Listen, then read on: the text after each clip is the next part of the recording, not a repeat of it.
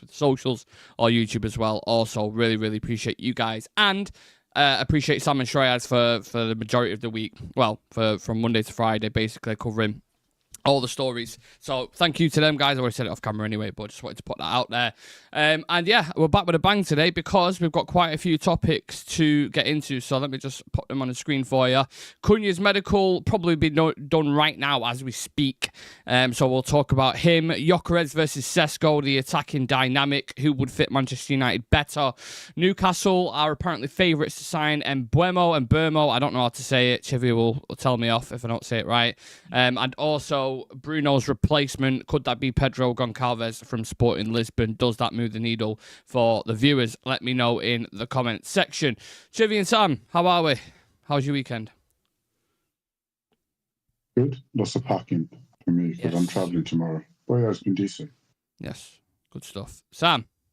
Yeah, got a few days to myself. My girlfriend is in the US for work, so yeah, a couple of days to myself. It's nice.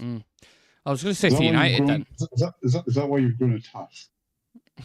Yeah, it's just me getting lazy because she hates me like with any facial hair. So I'm like, I'm not shaving for a week. Now's the time. If there's ever been a time, it's now. Yeah, just kind of, get it. So I don't know how to segue from attached to Matheus Cunha, so we'll just dive straight into that. We had news today that Cunha is set to have his Manchester United medical today and finalise his paperwork over the weekend in order to complete the move. Now that isn't breaking news itself because we all know that Cunha was going to move to Manchester United. But as in a start to the window, Sam, can you get much better than that? And also we need probably another 4 or 5 players of that calibre as well, right, on top of him. Yeah, me and Shreyas has sort of spoke about it throughout the week, and I've seen a lot of negativity around United's window, saying, "Oh, they're moving really slowly." I'm like, the window's not even open yet. We've signed a player. We tried for Delap, like didn't happen. He ended up going to Chelsea. We're in for Mbuemo. Like, I don't know what more people want. Like, do you know what I mean? Like, they're trying and they're working, so I don't understand what they're after. Like, we can't operate like Liverpool. We can't just go out and sign Florian Wirtz for 100 million. Like, it's not what we do. Arsenal have only just signed Zubimendi, and they set that up in January. So I don't know what people wanted. I'm quietly happy so far the way the window's going. If we can get in the likes of Mbuemo, if we can get in a good striker, obviously the lap's off the table now, but if we can get somebody in, that would be great. And then a midfielder, I'd be quite happy. I don't understand what all the negativity is about, really, to be honest. Yeah, I'll push that over to you, Chivy, actually. But in terms of the pace of the way deals are being done, obviously Cunha's a very good start, but I think it may be due to, you look at other clubs that are doing business. I mean, I'm pretty sure Liverpool have just put in a £110 million bid for Wirtz. They've already signed for Frimpong. So you look at that as someone who's just won the league as opposed to someone who's finished 15th. Do we need to get a bit of a move on, in your opinion, or are you willing to be patient? I think for us, it's not that simple. Basically, from what I'm hearing from like my peers, your sources, from my sources, yeah.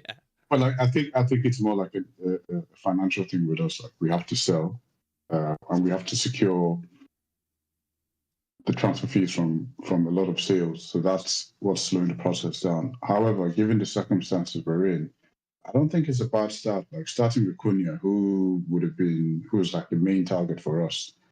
I mean, usually we've seen when we identify like a main target, it drags and drags and drags. And this one just kind of went really quick to the point where once it was time for us to sign, it was done. And so I don't see any complaints in the way we're moving. I'm quite happy so far. But I think the thing is that's done. But we need to be quicker on the other ones, because I think most of the people we're going after have interest from other clubs as well. So we like the lab, Chelsea was in, Mbuemo, Newcastle's in, and all the likes. So I think people are just impatient because they know other clubs are lurking. They just want to see some movement, just want to hear something. Well, I'd love to hear everyone else's views on that. Are you getting a little bit frustrated with the quote-unquote lack of signings, even though the window wasn't actually opened? Do you trust in Ineos over the course of the summer? Get all your thoughts and feelings in the comment section. To be honest, lads, I just want to sign Mateta so we can have that song. We can have Acuna Mateta. What a wonderful day. I think that could work in the Stretford End personally. But anyway, we'll talk about strikers now because there's a lot of stuff going on around Benjamin Sesko and the Swedish international in Viktor Gyokeres. Yeah, lads, both strikers on the table, apparently. How much you believe into that, I don't know. A lot of us seemed very suspicious when we was in the WhatsApp kind of chatting about it, as opposed to which kind of striker would come in, and even if it'd be that level and that kind of price. But Sam, according to Christian Falk, who, to be honest with you, is mid-tier, I'd say personally. He put out before that United are particularly interested in Benjamin Sesko and could rely on the expertise and connections of Christopher Favell to beat Arsenal to the punch. Sesko, though, there's always been that thing with a player like him that is that not just another young striker who might need that kind of transition period settling into the Premier League. Do we need that in a minute?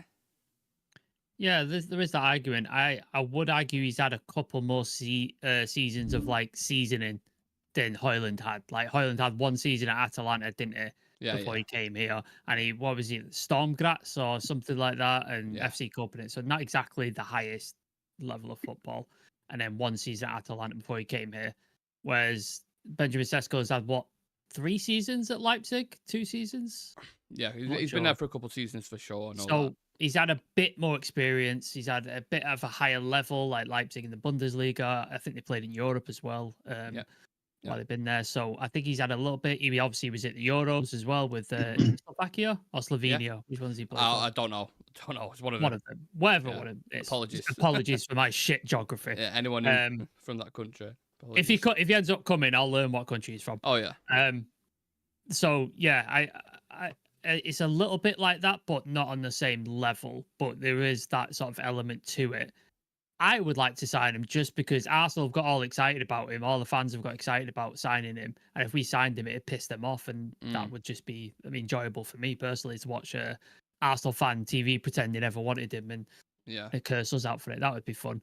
But yeah, I don't know what his price point is. I've not seen the price point mentioned for Sesko. It'll be around £55 million, I think his release clause was for him. So if he's £55 million, an extra £5 million gets you Gyokeres, who I would argue suits the system better, has played under the manager, has got way more experience at an even higher level in the Champions League, and is consistent goal scoring form. Not to say Sesko isn't a shit goal scorer. Is it 23 goals in 40 games? Yeah, 40 odd games, which is pretty good. Not Gyokeres level, who's got 40 and 41, which is insanity. So I think for an extra 5, you could go get Gyokeres, which there doesn't seem to be any competition for. Nobody seems to be after him, which I find weird.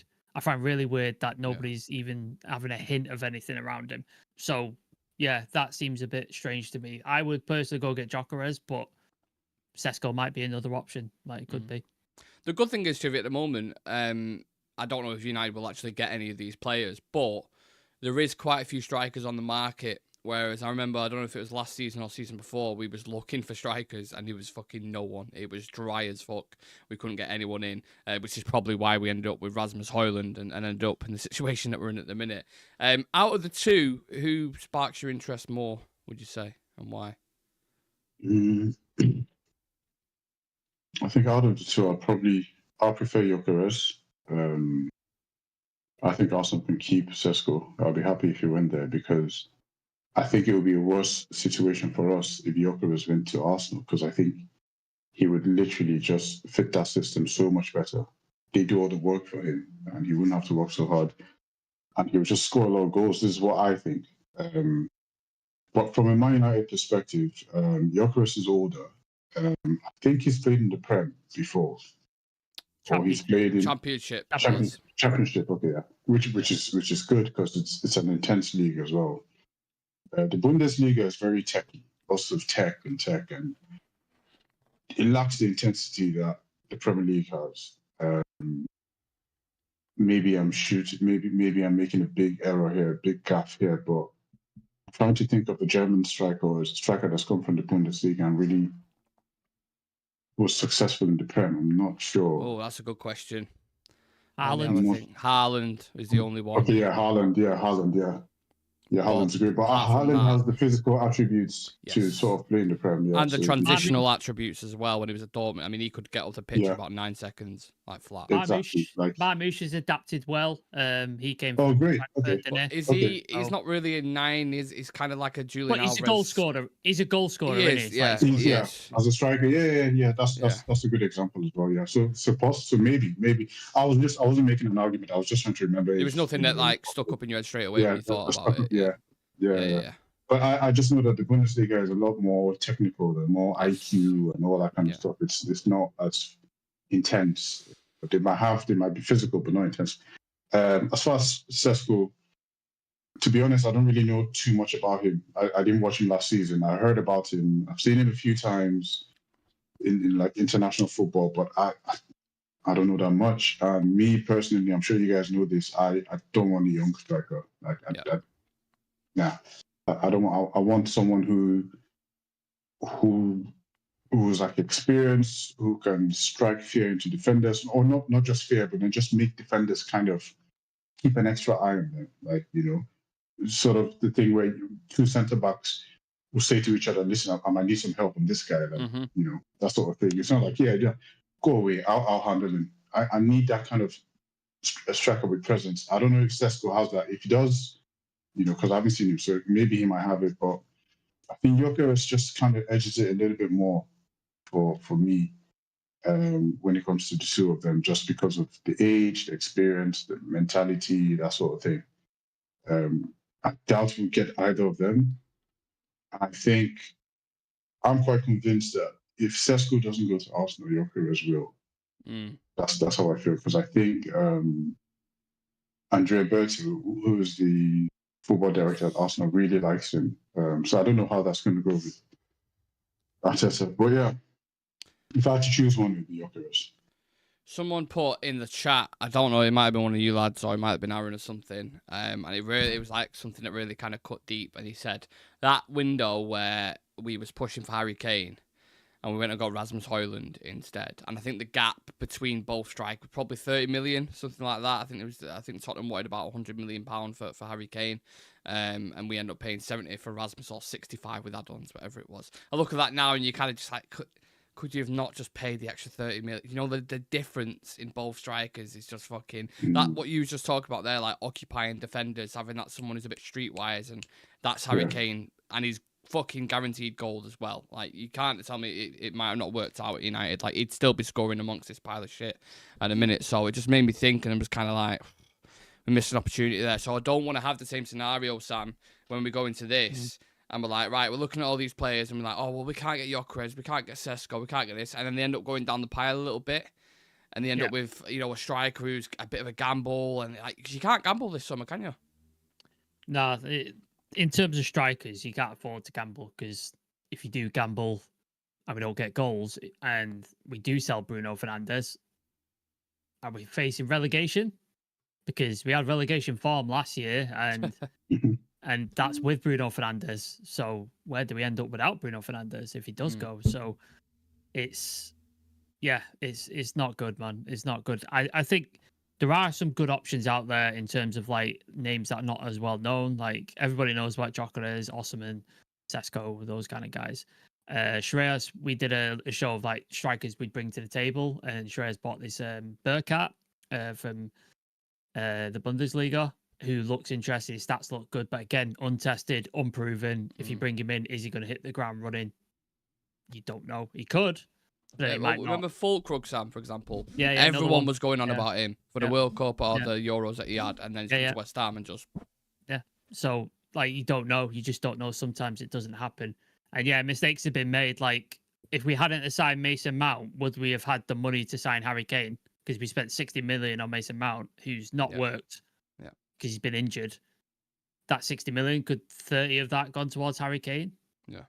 Would have been in a better position? I would argue so. So there's been mistakes all over the transfer window, pre-Ineos, and then post-Ineos, I think we've got it mostly right. There's a couple of question marks over Xerxes and Ugarte, but I think the other ones are pretty good. Dog, who's I think he's got something. I think he's good. Delix is very good. Mazraoui, excellent signing. I think Aiden Heaven, another excellent signing. I think they've got stuff right.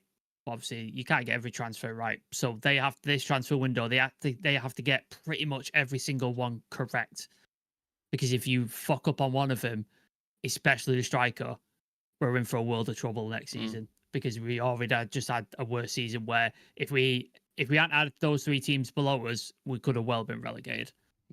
Yeah, spot on. Just whilst we've got loads of yous in the chat, and there is loads of yous, please do smash the like on the video and subscribe to the channel. But also, tomorrow's show is going to be us reflecting on our predictions at the start of the season, as we do it every single season. And there are some very, very interesting takes on there, and mad shouts, and controversial takes and a load of stuff. So make sure you come and tune in for that. There'll be quite a few of us reviewing it and probably having a laugh looking back, because all of us at least made 1 or 2 mad one. Let's just leave it at that. So that'll be tomorrow, but I'll get into your comments now because there's quite a few. Alex saying, if Mbuemo goes to Newcastle, I think Xavi Simons would be a good alternative. Way too expensive. Way too expensive. I mean, they're quoting like £80 million for Xavi Simons. United are not going to spend fucking anywhere close to that for someone like that. So, not in my opinion. I don't think it'll happen. Brian's in the chat saying, evening, lads. Hope you're all well. Cunha's a brilliant start. 2 more of his calibre up front to compete next season. Any suggestions? Realistically, we can't buy 3 60-odd million pound players without saying.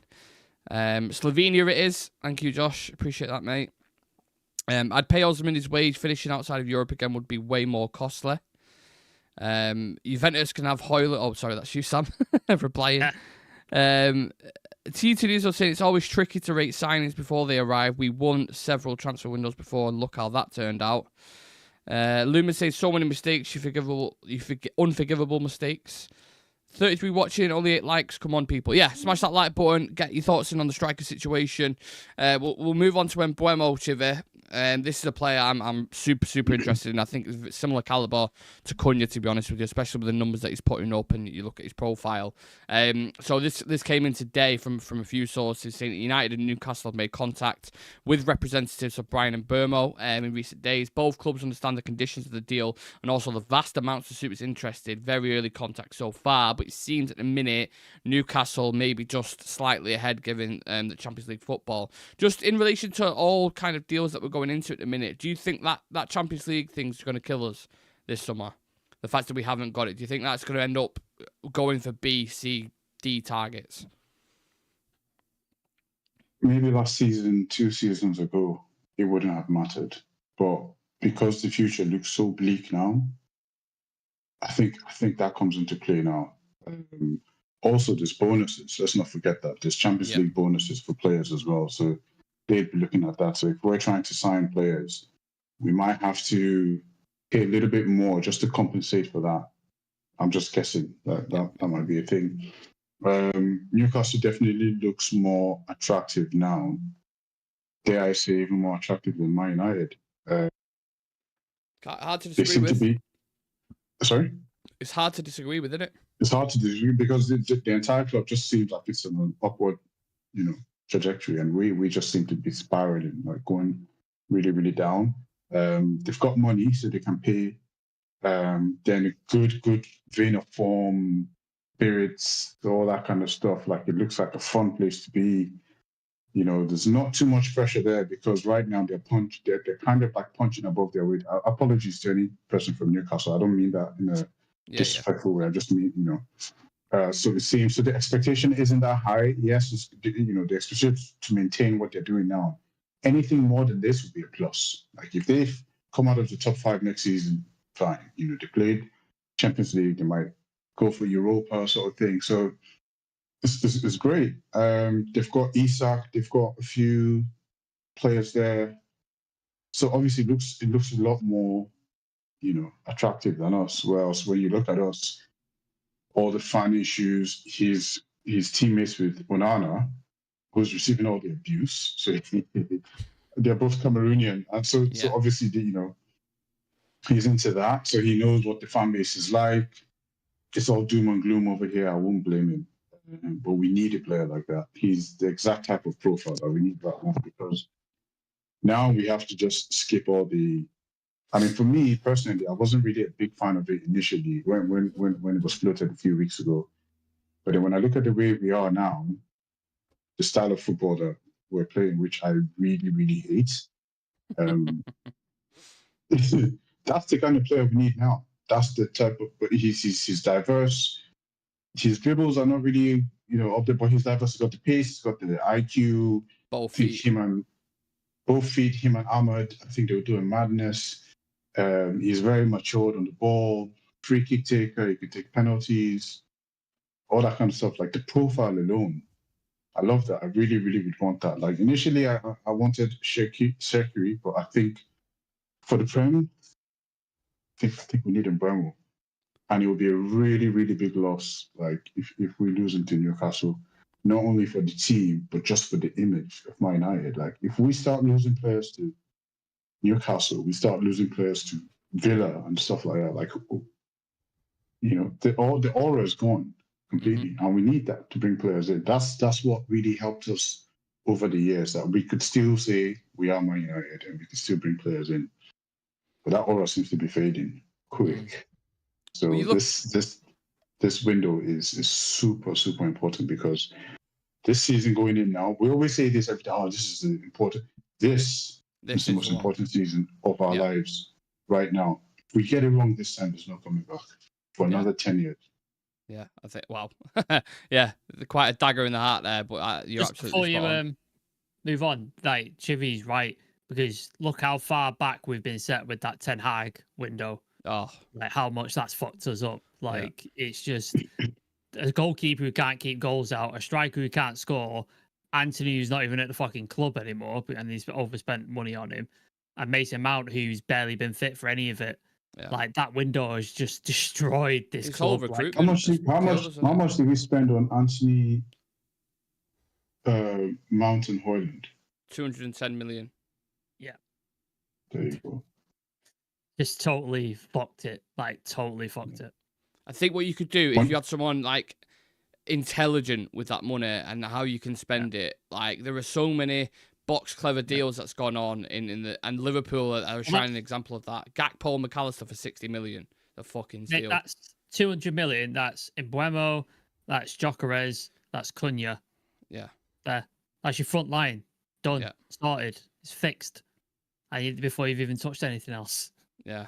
I mean, Newcastle are a team that are linked with Mbeumo, seem to be favourites at the minute, and you can understand because that right-hand side for them, like Jacob Murphy's had a pretty good season for him, in fairness. He's got pretty good numbers in that. But you bring Mbeumo into the fold, you've got Mbeumo, Isaac, Gordon, Tonali, Gyokeres. Like their team is stacked and shaped up for the You've got Harvey Barnes as well. Harvey Barnes has like come back into the fold and looked good.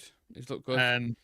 They also sold Almiron, didn't they, to America? So they do have a hole on that side because that's where he played. Like he played on that right hand side. It's just depth signings that they need for the Champions League. You see what Villa did, for example, the attackers they brought in. They had like Marlon and Rashford on the bench and players like this. Yeah. We need to sort our first team out, let alone the squad. Like we need starters, and then we can start adding depth and stuff. So yeah, I wanted to ask the question. Final thing on Mbeumo: do you think he's capable of stepping up, and being a massive player for United? Do you think he's got the right kind of personality and play style to really fit in with us?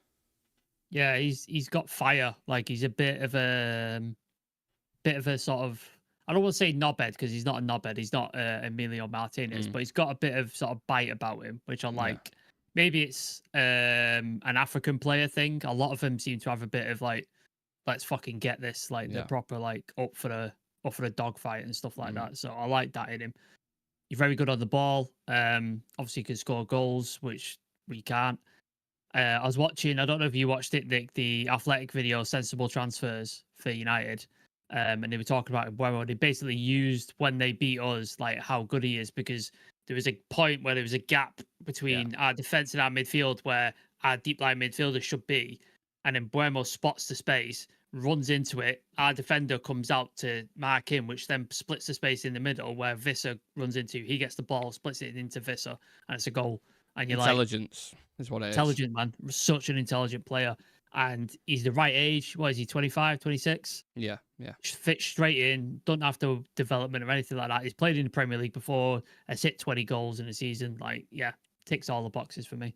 Yeah, that right side's interesting. Teams, a lot of teams going for that position at the minute. For example, I know Frimpong is a right wing back, whatever you want to call him, but he can also play that position for Liverpool. You got Game of TV's just put Cherky's agreed personal terms to Manchester City at the minute, which I don't really get as a signing. I don't think he'll fit in at Man City personally, but I think he was someone who. Why have they not looked at him? Why is Cherky not?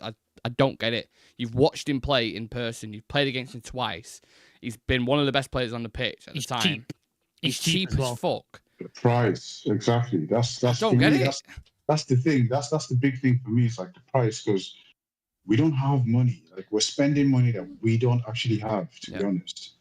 Yeah. And then for someone to go that cheap, like, you can't just not pull the trigger, especially when we're trying. I mean, even if it's worth the gamble. Like, there's no guarantees that he's going to come in and just be, a brilliant player. But then at least at the end of the day, you haven't spent a load of money on that. Like, it's not a Mason Mount situation where you spent 60 million and you're paying 200, whatever. It's low risk.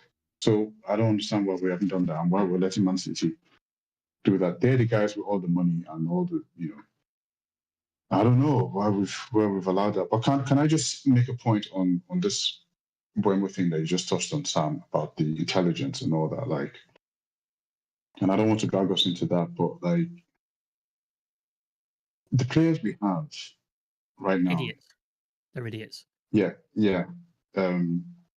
But I think that there's a way you can play that brings out the brilliance in them, because nobody would have expected Anthony to play as good as he's doing, or Scott McTominay to. And I think that if we have a system where it's just literally you need specific players for specific roles, and if anything happens, God forbid, right? Anything happens and the manager has to leave, then we're left with another round of like square pegs and round holes again. And this whole thing, it's just drained me completely. Like, I'm so drained, and I'm so tired of this whole thing where we're getting decent players. I'm not saying they're the best, but we're getting decent players, like players who can at least get us into 6th place or 7th place. Decent.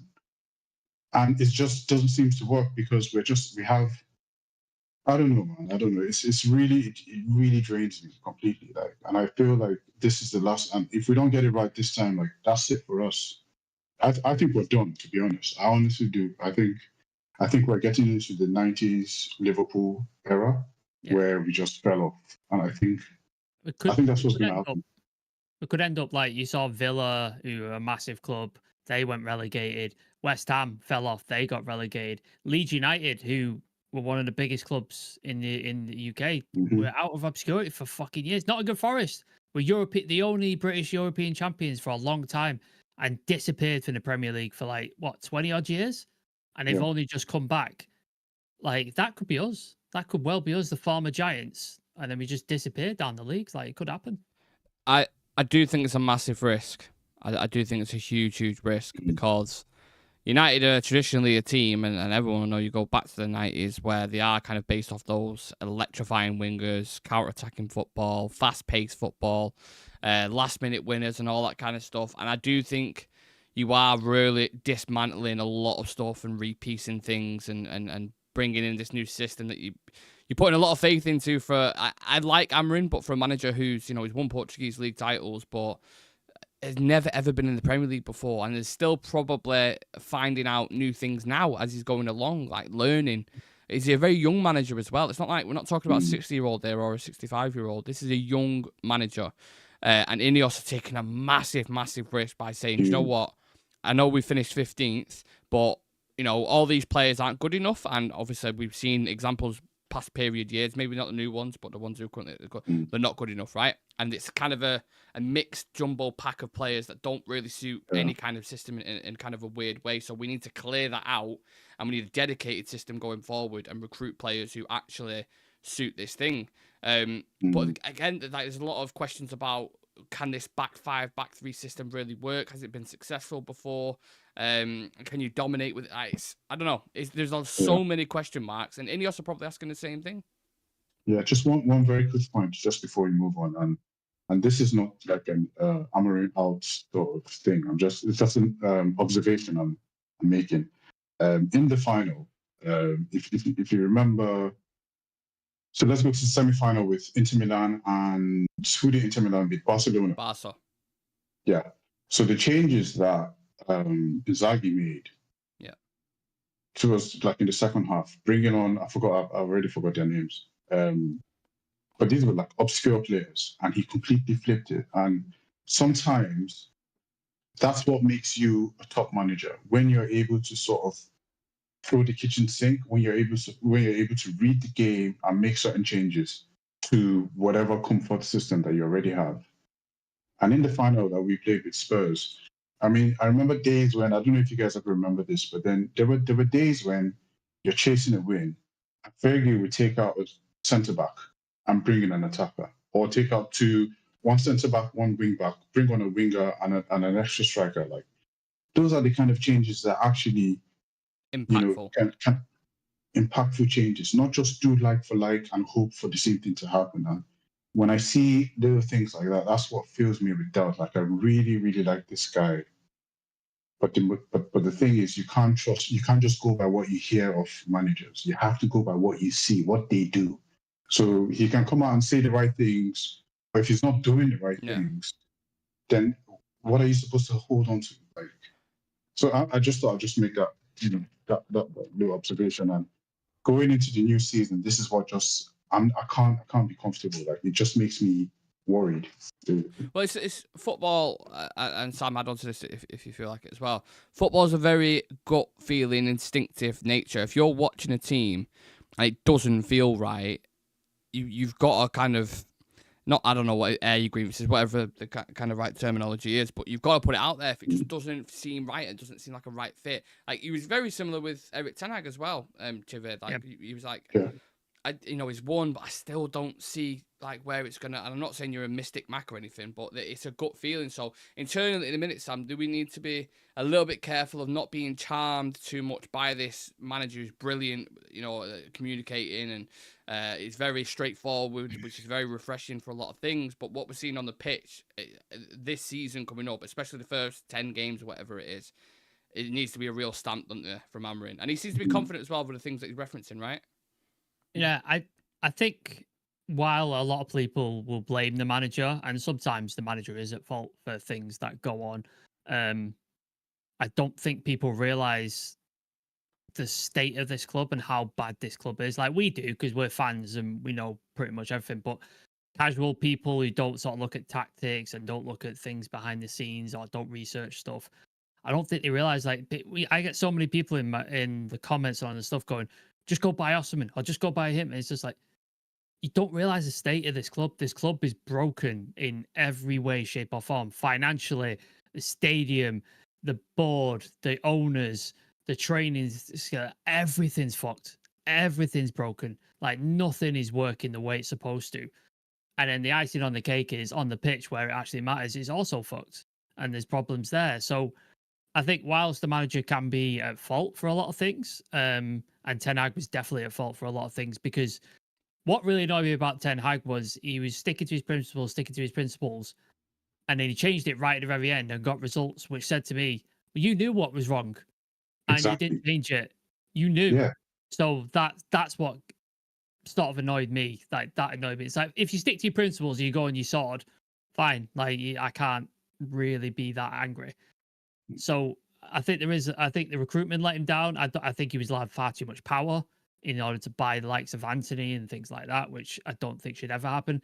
Like, they were still treating it like it was Ferguson, and like, no club operates like that. No club has a manager who has the say all, but even Pep don't have it.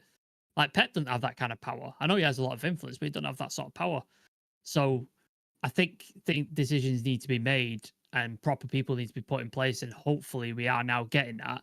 And we're starting to see people come through, especially in recruitment. Yoro, I think, has been an excellent signing. Mazraoui, I think, has been a good, effective, cheap signing, which we never do. Like, we never go out and sign a player that's worth 15 million and he works out. Like, never happens.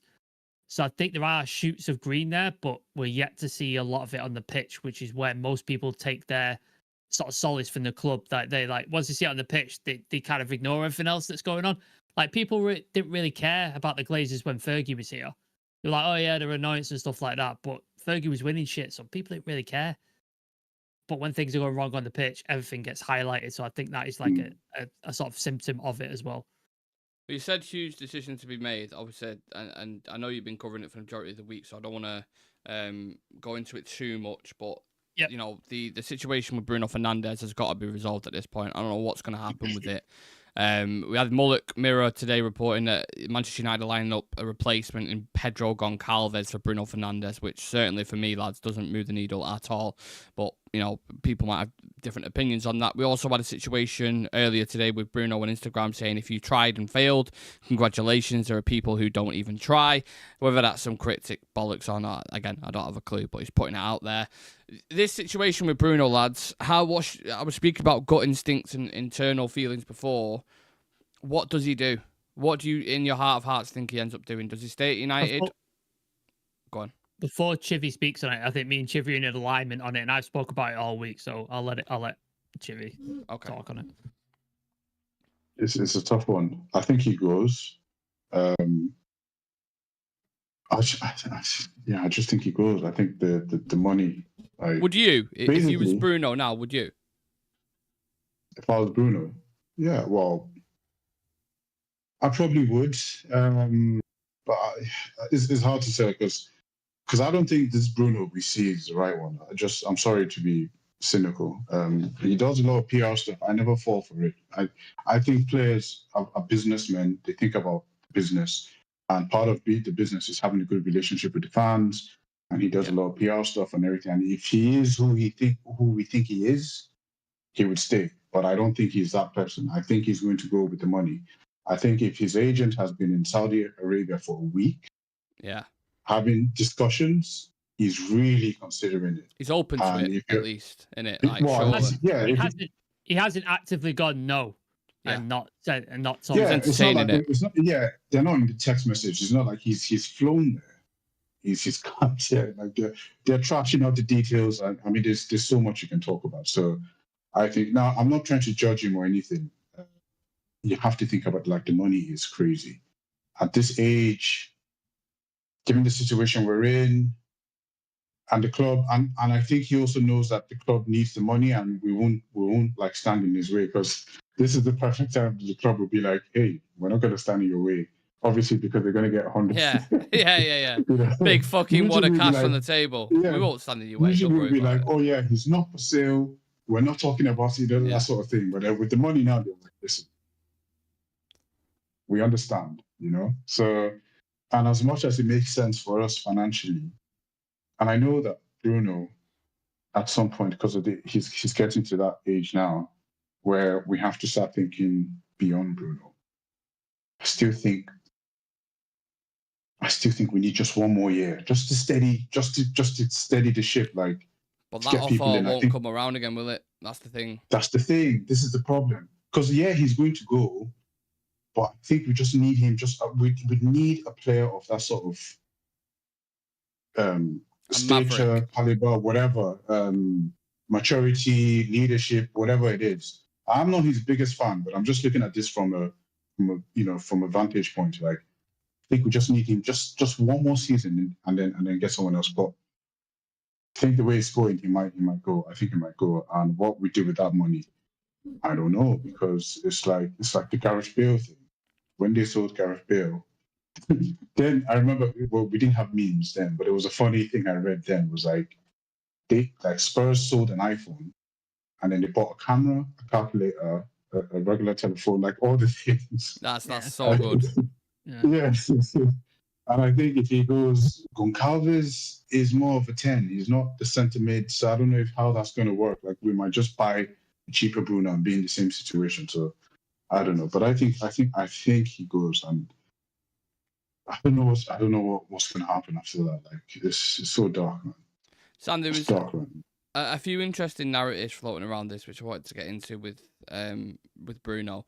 The Romano was basically saying that, listen, Saudi are willing to up. They're saying 80 to 100. I think Whitwell was reporting that, but they're going to up it basically. And you could probably end up with around 120 million pound, right? Mm-hmm. Which, you know, in a competent sporting director's hands, I'm not saying Wilcox or whatever aren't, but you would probably go, okay, we can reinvest that really well if there was a track record of it being there, right? But right now, would you trust these people in charge to take that £120 million and reinvest that into the squad if we're going to start this new generation of football under Amorim?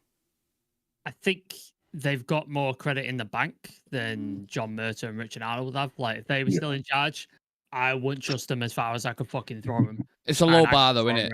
In comparison to them. Yeah. Like, like if you look at our history of transfers post Fergie, Bruno's the only one, isn't it? He's the only one. I mean, maybe you could say Zlatan, but with Zlatan, Ronaldo, and Bruno. Ronaldo's first season, I would say. But like you think Zlatan and Ronaldo ended their careers, so it's, do you know what I mean? We got Bruno just before he hits his prime, and then we have him through his prime, and he changed the way the football our club was without him.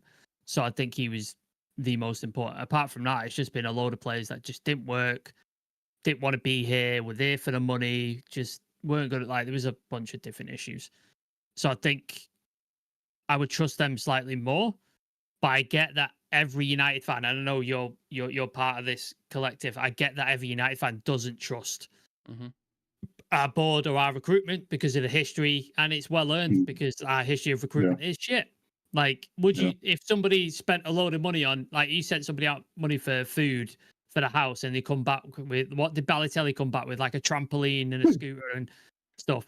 You'd be like, he went out for an ironing board. Yeah, you're like, hey, I need to iron my clothes. Why have we got a fucking trampoline? He's like, look at the trampoline. Like, no, that's not what we need. We need an ironing board, and you've got a fucking trampoline. You'd probably not lend them any money again. You'd be like, nah, you ain't getting anything. But I think the shoots with Yoro, De Ligt, Mazraoui, I think there's some positives there. Aiden Heaven, young players, Chido Obi is another one. Diego Leon, I've not seen him yet, but he could potentially be another one. I would, but again, because the Glazers are still here, I get the fear and I get the worry with all the fans. I understand it totally. The other angle on this for me, and then we'll quickly finish on the other stories, is the positional thing, because he doesn't have a dedicated role in the system at the minute. He's been floating between lines, and he's been a 10, he's been a midfielder, he's probably been a false 9 at some point. Yeah, like you just don't really know, and it's weird to say for someone who's got 20 goals and 20 assists, but he's a lot of the times, and you listen to I don't always take professional football's opinions on board, but when they're talking about things on the pitch, and he goes missing a lot in terms of, like, he'll be at left back at some point, then he'll be at centre back, then he'll be up top as a striker, then he'll be. You think as well? Well, do you think the team, even though he is quality and he's fantastic and he's the thing, do you think the team is over reliant on him too much? Yeah, that's another thing as well. Without him, if you took him out and then you brought people in that way, it fits as a team better. We would be better off as a team. Yeah. But I understand, because if you take him out of the team, you lose all his goals. But we might be better off as a team because it doesn't all become about Bruno, and everybody doesn't turn around and go, "Where are we going to score? Oh, where's Bruno?" Yeah. And it just becomes about him. Like, everyone has to be accountable. Then they can't just go, "Oh, we got Bruno who's going to pull us out the shit." Yeah. Like, no, Bruno's gone now. You know, this is what I'm saying about a new era of maybe he almost. I'm not saying I believe this, but maybe he almost has to go to have that change and to have that effect going forward. Yeah. We've seen that happen quite a few times. At least I have. Maybe some of you guys in the chat might be a bit younger. But when Roy Keane left, Fletcher stepped up immediately. Like, he scored immediately in the next game against Chelsea. He won us that game. I remember when Nistelrooy got injured when we were playing the Champions League, and Rooney stepped up. Like, Rooney, why I rate him so much is because he plays different positions. I'm very used to play him out wide. So when Nistelrooy was injured, we moved him up top, and he literally just stepped up. And Nistelrooy came back when we faced AC Milan. And I still think till today, if he was still out and Rooney was leading the line, we probably would have gone all the way. I'm not saying we would have won it, but we would have gone all the way. But then the point we're making here is when people kind of step out, like a lot of other young players just kind of take that position, just kind of, just step up. And I think it's one of them ones where, because since Fergie left, Bruno's been like the only one signing that has really shown. A lot of fans now have kind of grown up to Bruno. Like, a lot of fans now are a lot younger. They don't remember what it was like with the other top players. So this is their guy. And they can't imagine a world without him where we're playing really well and stuff. And I think that kind of impacts the way fans feel about him. But then, there's always light at the end of the tunnel. I was here when Beckham left, and I felt like my world was over. I was here when Ronaldo left. I was here when Ronaldo left. We were like, left. what are we going to fucking do? What are we going to do? Yeah, the only thing is we're the same team as of then. Yeah. And then just one more point to what Nick was saying about Bruno's positioning, and that's a big thing because he's not really a centre mid. No. Because sometimes he plays there and he's good, and then other times it's just we don't see any consistency. Yeah. He plays behind the striker, doesn't he? That's his position. His position is behind the striker, and we don't play that in this system. We've got two wide. We don't play that, yeah.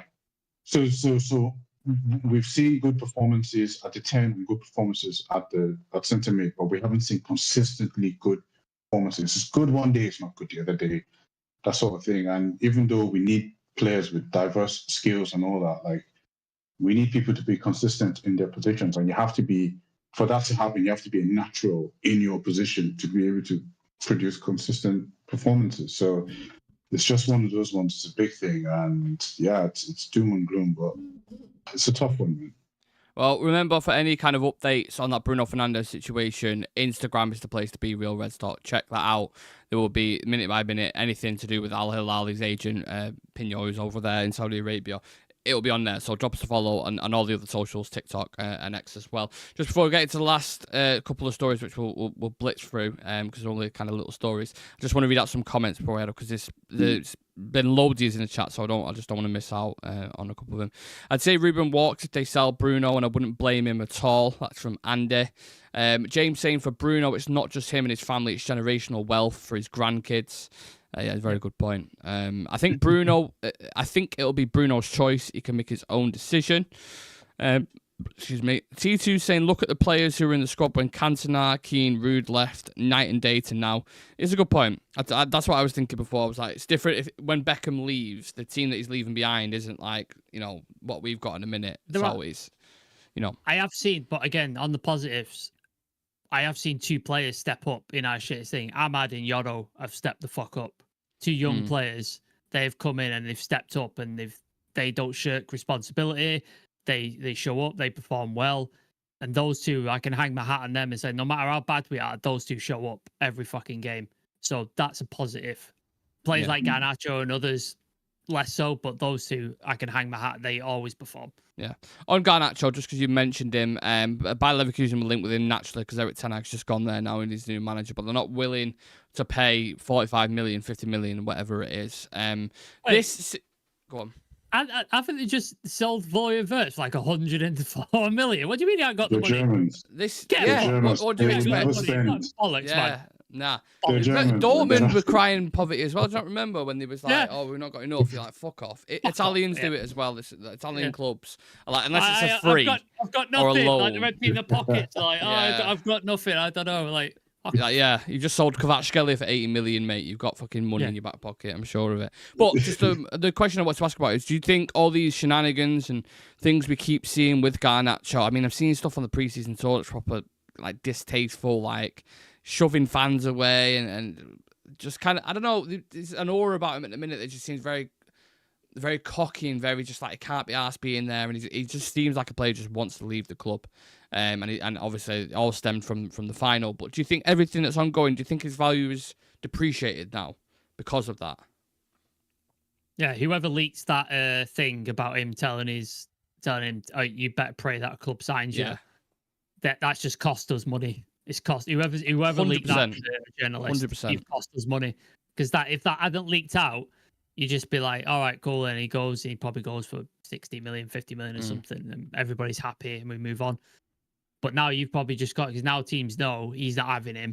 He knows that the player's unhappy and they know we want to get rid of him. So they're going to lowball us and they're going to offer us shit money for him. And now it's going to cost us. So I hope whoever the journalist was who leaked it is happy with themselves because cheers, Nathan. He's lost us fucking whatever it was. Sorry, Nathan. I like you a lot. I think you're a good journalist, but you fucking cost us money, lad. You've cost us money. It is because Napoli must be looking at that now and almost rubbing their hands and thinking they can't still ask for 60, 65, can they? Like they might be willing to bend back a little bit to do a deal for 50.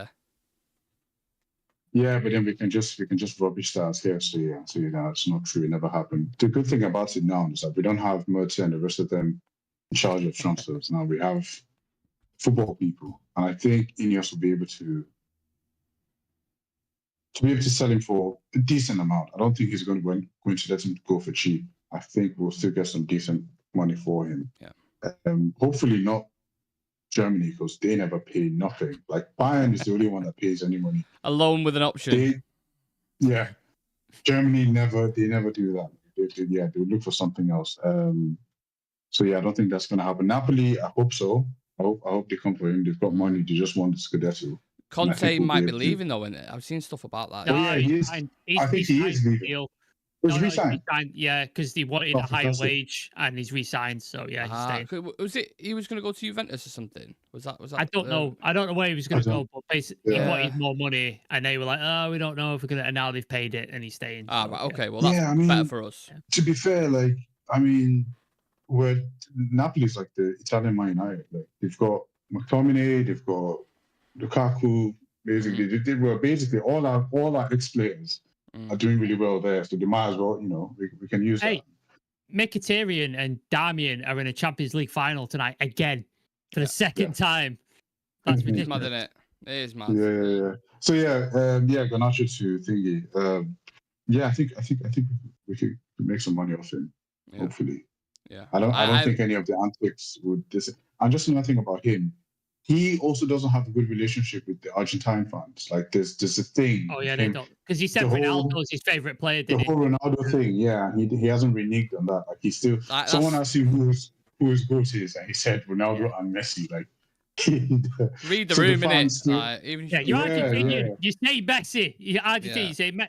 If you're Argentinian, you say Messi or Maradona. That's it. I like it. Only two choices. Just like imagine the conversation where he's gone into training and Messi's there, and he's like, "All right, I saw that thing the other day." And he's like, he did the same in training when Messi was there. Like with his CR7 underwear on as well that he wears like fucking all the time. There's no doubt he's got a big set of bollocks, Garnacho. Like there's no two ways about it. And some sometimes it can go the wrong way. Seems like it's certainly going that way at the minute. So there's a character there, a challenging character. But to be honest, at the minute I've just cut all tie. Any emotional ties he had towards the player, any feelings he had about, I'm just done with him now. I want him to go. Like I'm not even bothered about him anymore. As long as we get good money from him. If you can sell Garnacho for 50 and you get Mbeumo in for 50, I'd take it every day, all day of the fucking week.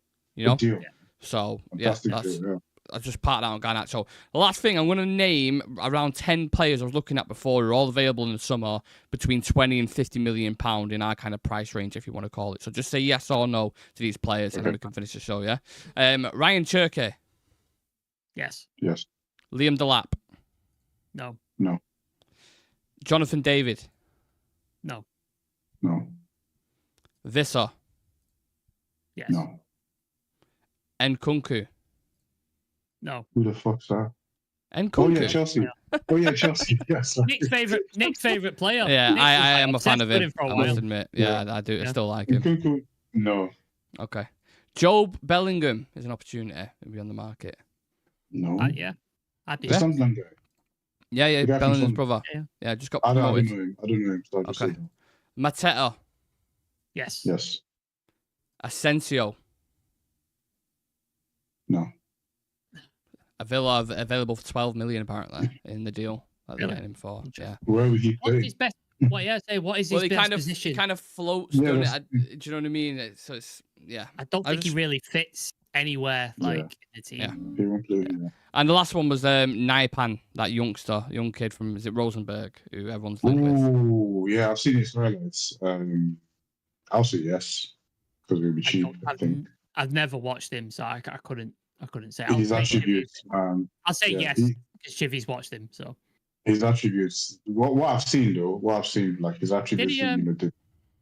Did he turn down Arsenal or something? He was supposed to go to. All the team was saying Arsenal was almost a done deal, and then it didn't happen, did it? Like it. It was an argument. So we were interested, and then he went to But I don't know. I'll take him though. He's young, and he has that nonchalant sort of style of play where it's just too confident. Scandis, though, aren't they? Scandinavians are all like that. They're all pretty just like nonchalant about stuff. Iceman, Lindelof being prime evidence. I'll leave you with this because it was breaking about 20 minutes ago. Anthony said thank you to Real Betis. They're apparently struggling to come with a financial package for a permanent deal, so he will not be going to Real Betis. That's what's being reported at the minute. So hopefully we still get a sale for him because he's had a decent season, but it's not guaranteed, is it? No, Saudi. My God, Saudi money, man. there is so much work to be done over the summer. I honestly, if you think United are going to be busy, we're going to be very busy on this channel because the ingoings and outgoings and everything else on top of that with pre-season, it's going to be absolutely mental. So stay locked in, subscribe to the channel. We're almost at 16k. It's been almost 1,000 views on this live, which is incredible. Appreciate all the support, all the comments, and yeah, it's good to be back. So appreciate your time, Chido. Appreciate your time, Sam. And we have that show tomorrow. Go on. Before you go, quick prediction for the Champions League final tonight. Oh, okay. Inter Milan. In PSG. extra time or full time?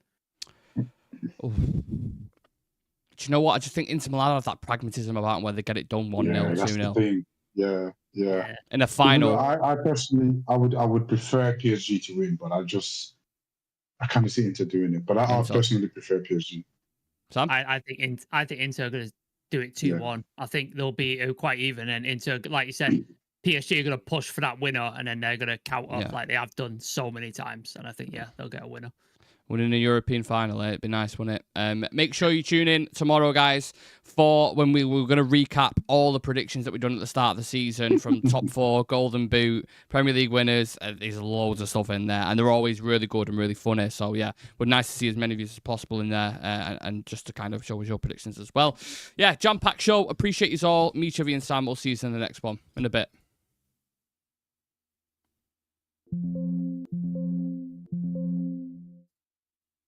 Why is it not stopping? Be frozen. Sorry. What's We're going still on live, here? by the way. Yeah, live. I know. We're still live. I don't know. It's not letting me stop. It's actually not letting me stop the stream. I'll do it. I've done it. For some bizarre, it's done.